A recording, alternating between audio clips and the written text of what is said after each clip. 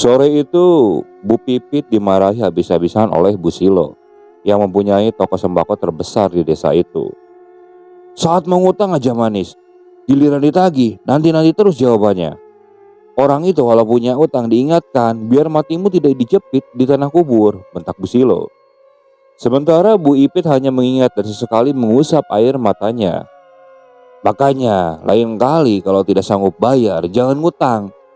Kamu kira warungku ini hasil ngemis, ha? Lanjut Bu Silo, yang semakin mengeluarkan kata-kata kasar dan hinaan pada Bu Ipit. Apalagi orang-orang yang sudah berkumpul menyaksikan Bu Silo yang tengah memarahi Bu Ipit tersebut. Aku kasih waktu seminggu lagi. Kalau masih belum bisa membayarnya, maka lihat saja nanti, bentak Bu Silo seraya berjalan meninggalkan halaman rumah tersebut. Bu Silo itu awalnya adalah pendatang baru di suatu daerah yang lumayan jauh dari desa tersebut. Dia juga merupakan orang yang terpandang dan disegani di desa itu. Bu Silo mempunyai beberapa rumah sewaan dan beberapa toko yang menyediakan berbagai macam kebutuhan. Dan juga satu toko yang menjual bahan bangunan yang sangat lengkap. Dan hampir di sudut lapak di pasar merupakan milik Bu Silo yang dikelola oleh anak-anak buahnya yang ada di satu daerah dengannya. Bu, saya mau ngutang beras sama minyak goreng, ucap seorang anak kecil laki-laki berusia 12 tahun pada Bu Silo yang tengah duduk sambil menghitung uang hasil penjualannya. Bu Silo menghentikan aktivitas menghitung uangnya sebentar, lalu ia menatap ke arah anak kecil tersebut. Siapa yang menyuruhmu, Jul? Ibumu mana? Tanya Bu Silo dengan nada yang ramah. Sangat jauh berbeda dengan saat dia memarahi Bu Ipit. Dia sedang menyadap karet, katanya. Kalau nanti sudah beres, ia akan langsung bayar utangnya, Bu, jawab Jul. Bu Silo tersenyum ramah. Lalu dia berdiri dan mengambil beberapa kilo beras dan minyak goreng, serta beberapa bungkus mie instan. Maaf, Bu, kata ibu aku disuruh ngutang minyak sama beras saja, tidak pakai mie, kata Jul menolak. Ini ibu kasih, tidak perlu hutang Jul, jawab Ibu Silo dengan bibir tersenyum. Jul tersenyum menerima bungkusan plastik yang berisi beras, minyak, dan mie instan tersebut. Ia lalu berpamitan pada Bu Silo yang memperhatikannya dengan bibir tersenyum. Namun baru beberapa langkah saja Jul meninggalkan warung itu, tiba-tiba Bu Silo ambruk. Mendengar suara tubuh Bu Silo menyentuh lantai, Juli langsung berlari menghampiri tubuh Bu Silo yang sudah lemas tak sadarkan diri. Bu, ibu, bu, panggil Juli dengan tubuh yang gemetar dan ketakutan. Sementara uang-uang yang dipegang Bu Silo berhamburan dan berserakan di mana-mana.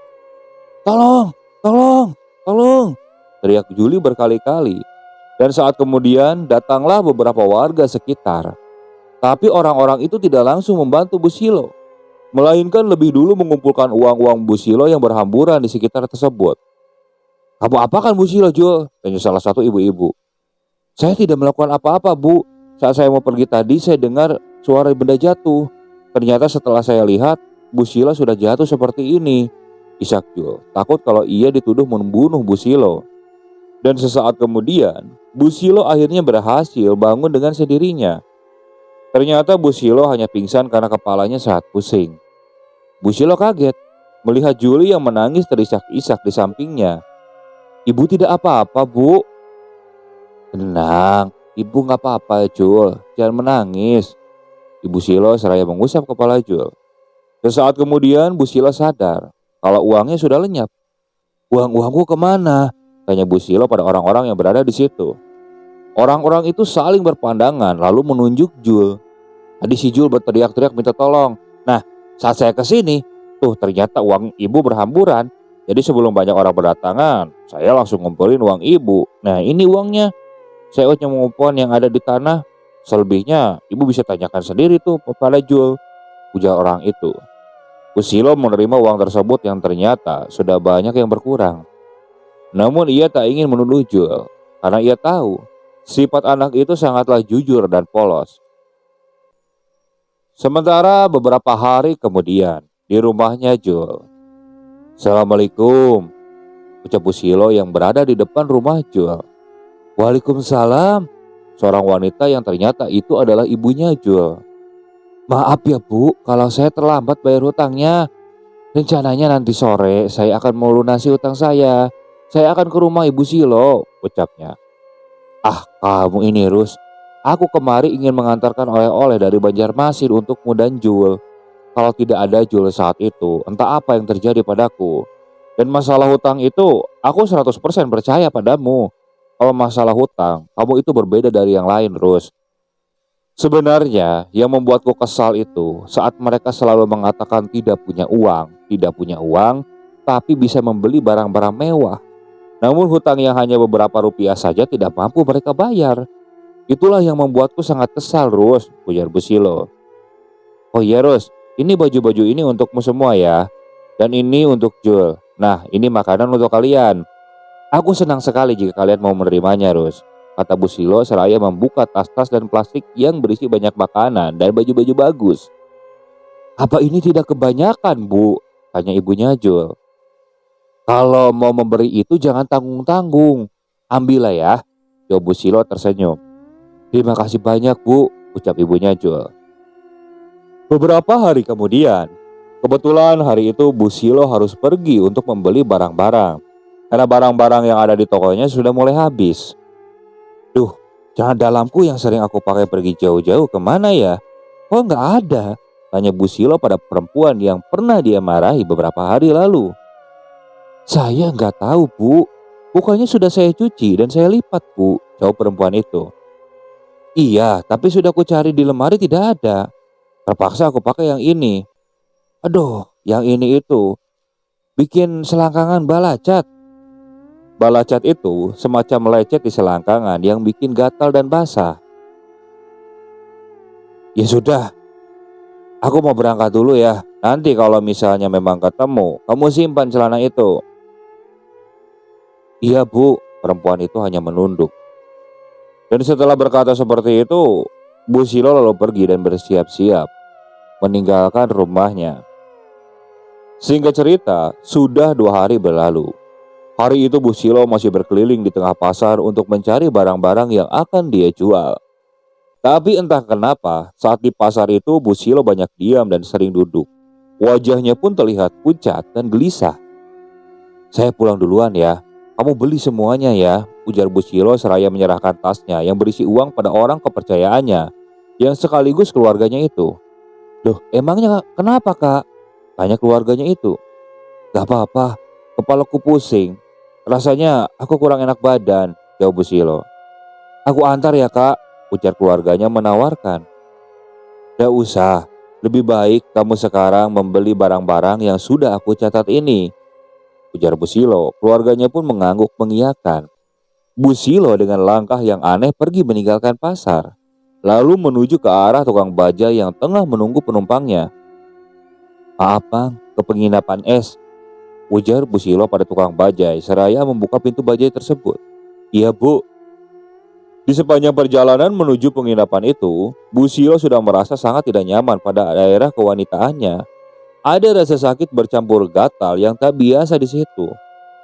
Di sini kan Bu penginapannya? Tanya si tukang bajai. Iya, ini Pak uangnya, jawab Busilo gelisah, seraya memberikan uang yang lumayan besar pada tukang bajai tersebut. Iya Bu, sebentar kembaliannya, panggil tukang bajai. Lalu Busilo tak menghiraukan panggilan itu. Ia terus berlari-lari kecil menuju ke dalam penginapan. Singkatnya, saat sudah berada di dalam kamar penginapannya, Busilo langsung ke dalam kamar mandi. Beberapa waktu kemudian, Kak, badanmu panas sekali, kata Maya. Busilo menggigil menahan rasa sakit dan gatal di daerah kemaluannya.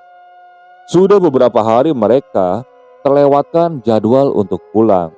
Sementara Busilo semakin bertambah parah kondisinya. Maya yang ikut bersamanya pun mulai bingung antara harus membawa Busilo pulang dengan keadaan seperti itu, atau ia yang pulang terlebih dahulu untuk mengabarkan pada keluarganya yang lain tentang apa yang terjadi pada Busilo. Ia sangat bingung kala itu. Ia benar-benar tidak tega pada Busilo.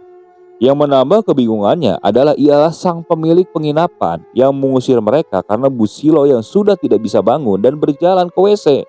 Bahkan untuk buang air kecil pun atau buang air besar, yang ia lakukan hanya berada di atas tempatnya tidur. Dan di tempat penginapan tersebut Bau busuk yang keluar saat pintu kamar itu dibuka sangat mengganggu tamu lain di penginapan itu. Maaf sekali lagi ya Bu, silakan Ibu bawa ibu ini pergi dari penginapan ini. Tempat ini bukanlah rumah sakit Bu. Tamu-tamu yang lain terganggu oleh bebauan yang berasal dari kamar Ibu, ujar pemilik penginapan. Saya mintalah waktu lagi Pak. Saya akan bawa saudara saya ini ke rumah sakit. Saya ingin keluar dan mencari ambulan, kata Maya meminta pengertian dari pemilik penginapan itu. Tanpa berkata atau mengiyakan, si pemilik penginapan lalu pergi meninggalkan Maya.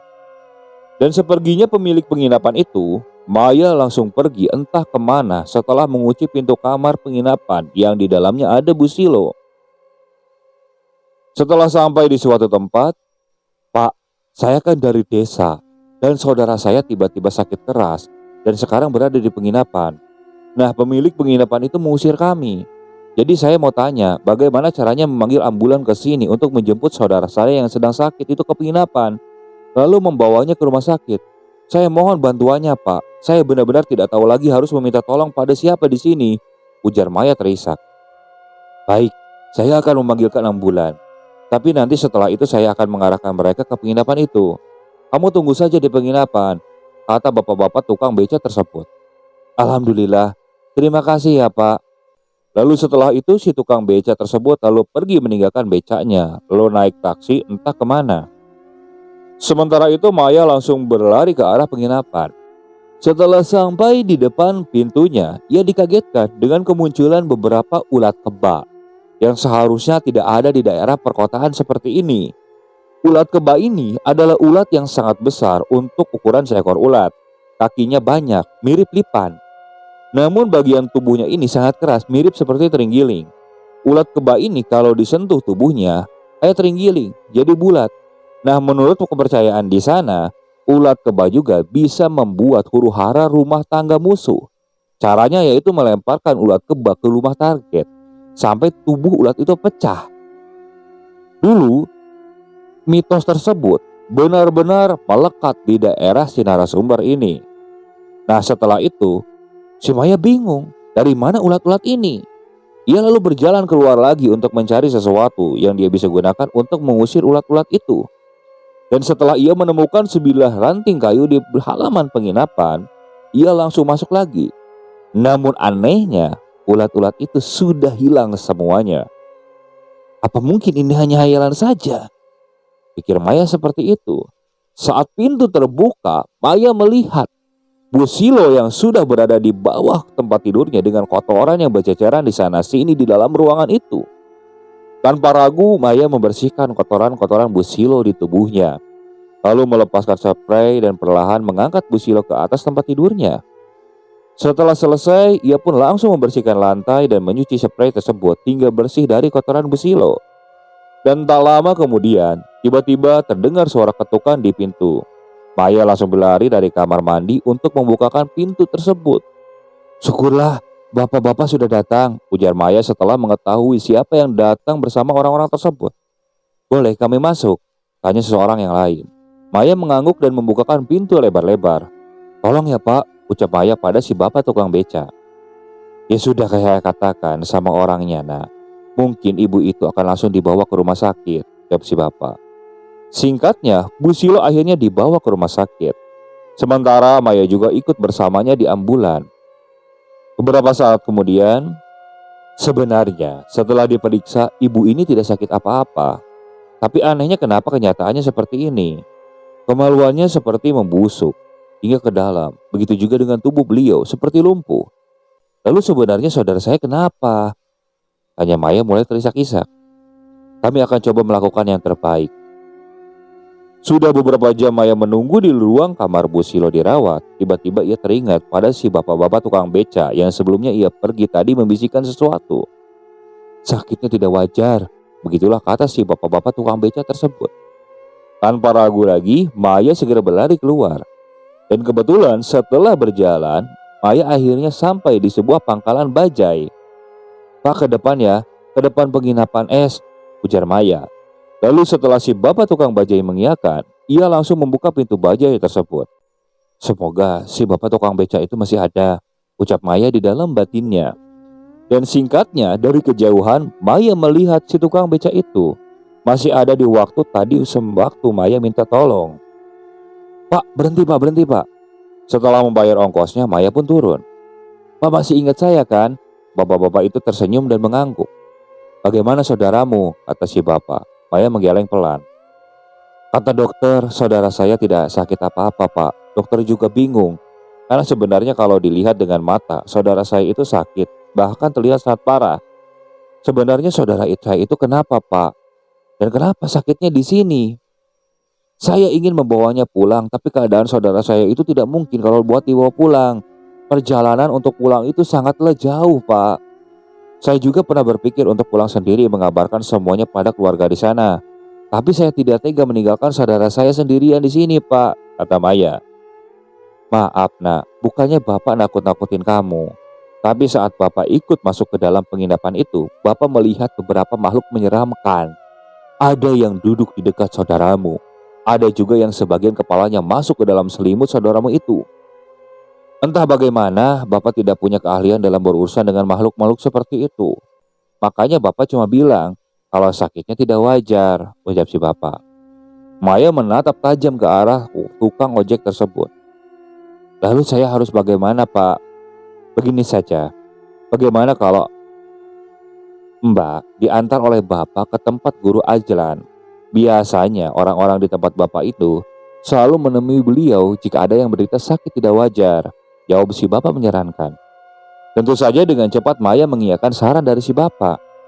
Lalu singkatnya mereka berdua pun berangkat ke rumah guru Ajlan dengan mengendarai becak si Bapak. Perjalanan itu sangatlah lama. Hari pun sudah sangat larut malam saat mereka sampai di desa guru Ajlan.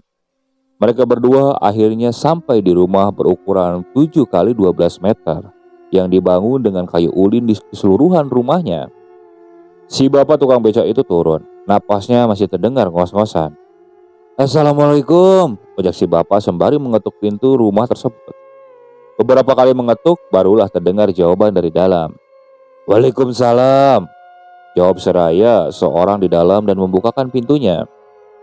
Guru Ajlannya ada, tanya si bapak saat melihat siapa yang membuka pintu. Yaitu seorang lelaki berusia sekitar 70 tahunan lebih, namun masih tampak gagah. Ada, silakan masuk, jawab lelaki itu dengan ramah. Mereka berdua dipersilakan masuk, dan setelah itu lelaki tadi langsung berjalan ke arah kamar paling ujung di dekat pintu. Setelah menunggu beberapa saat, kemudianlah muncul seorang lelaki yang berusia sekitar 40 tahunan yang masih mengenakan kopiah dan masih memegang tasbih.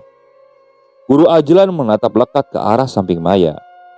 Maaf, kami datang serut ini, Pak, ujar si bapak tukang ojek tersebut kepada guru Ajlan yang tersenyum ramah. Tidak apa-apa, kalau boleh saya tahu apa tujuan kalian kemari? Begini guru, kata si tukang beca menceritakan semuanya tentang Busilo. Guru Ajlan terdiam sejenak, ia menarik napas panjang. Kamu pulanglah, kamu sudah ditunggu. Biar nanti saya yang menyusul ke rumah sakit, ucap guru Ajlan seperti berusaha menyembunyikan sesuatu yang sudah ia tahu. Maya dan si bapak tukang beca saling berpandangan. Baiklah kalau begitu, saya pamit pulang dulu guru, ucap si bapak tukang beca seraya mengulurkan tangan untuk bersalaman dengan guru Ajlan. Hati-hati, nanti secepatnya saya akan ke rumah sakit, ujar guru Ajlan. Maya dan si bapak tukang beca tersebut langsung berjalan keluar rumah. Lalu Maya naik ke atas beca dan si bapak pun mulai mengayuh becanya. Sejak pertama melihat gelagat guru Ajlan tadi yang seperti menyembunyikan sesuatu itu, perasaan Maya sudah mulai tidak enak.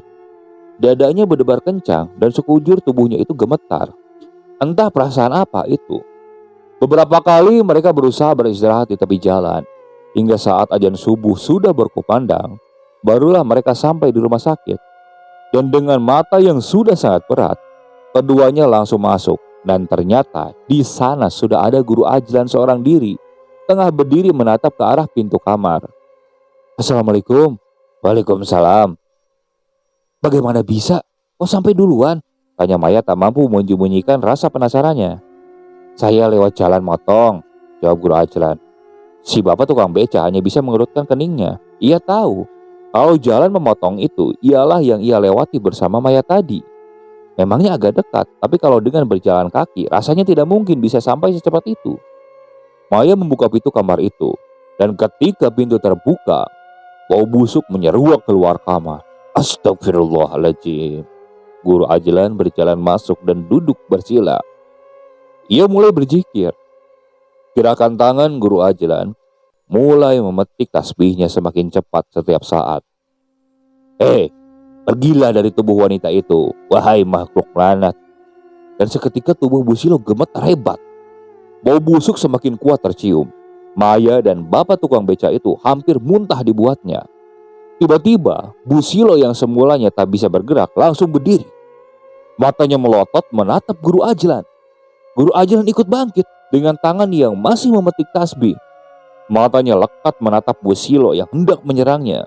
Beberapa kali Busilo menyerang Guru Ajlan dan semuanya bisa ia hindarkan tanpa melawan. Dan entah bagaimana bisa, Busilo melempar ranjang rumah sakit itu ke arah Guru Ajlan. Dan Guru Ajlan yang tak sempat menghindar pun terkena dan darah mulai mengucur dari kepalanya. Seketika membuat pandangannya menjadi kabur. Allahu Akbar, Allahu Akbar, Allahu Akbar. Sementara si bapak tukang beca yang ingin membantu Guru Ajlan langsung dihalangi oleh Busilo. Si bapak itu lalu dibanting ke lantai. Dan setelah itu tubuhnya langsung dihantamkan ke dinding. Darah merembes dari mulut dan hidung si bapak tukang beca. Sesaat kemudian, ia langsung tak sadarkan diri. Setelah mendengar keributan yang datang dari kamar Busilo, para perawat dan dokter pun berkumpul berusaha membuka pintu yang sepertinya dikunci dari dalam.